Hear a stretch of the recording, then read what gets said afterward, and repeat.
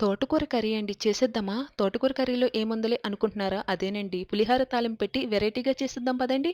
ఉప్పు నీటిలోని ఈ తోటకూరని వేసి ఒక పావుగంట ఉంచి మళ్ళీ మంచి వాటర్ తోటి 2, 3 సార్లు కడిగి ఎంత ఈలైతే అంత చిన్న చిన్న ముక్కలుగా తోటకూరని కట్ చేసుకోండి. కట్ చేసుకున్న తోటకూరని కుక్కర్ గిన్నెలో వేసుకుని దీంట్లోకి రుచికి తగ్గట్టుగా సాల్టు, కారం, కొద్దిగా పసుపు, కొన్ని వాటర్ వేయాలండి. మరీ ఎక్కువ వేయకూడదు.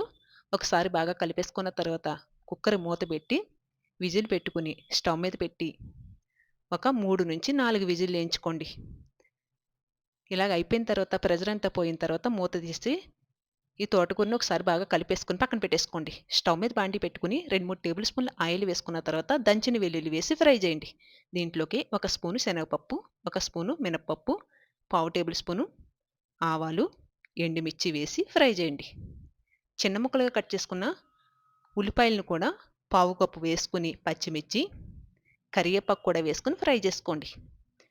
పావు టేబుల్ స్పూను ఇంగువ కూడా వేసుకుని ఒకసారి బాగా కలిపేసుకున్నాక చింతపండు గుజ్జండి పావు కప్పు వేసుకోండి. ఈ చింతపండు గుజ్జు ఆయిల్ పైకి తేలేదాకా దీన్ని బాగా ఉడికించండి. ఇది దగ్గర పడిపోయిన తర్వాత ఇప్పుడు తోటకూరని వేసేసుకుని ఒకసారి బాగా కలిపేసుకుని మరి కాస్త దగ్గర పడే వరకు ఉడికించాలండి. స్టవ్ ఆఫ్ చేసే ముందు కొత్తిమీరను కూడా వేసుకుని తీసుకుండమే. అంతే, ఎంతో టేస్టీగా ఉండే పులిహార తాలింపు పెట్టే తోటకూర కర్రీ రెడీ. ఈ వీడియో నచ్చితే కనుక లైక్ చేసండి. ఇట్లా మీ గోదావరి అమ్మాయి ఛానల్ని సబ్స్క్రైబ్ చేసుకోండి.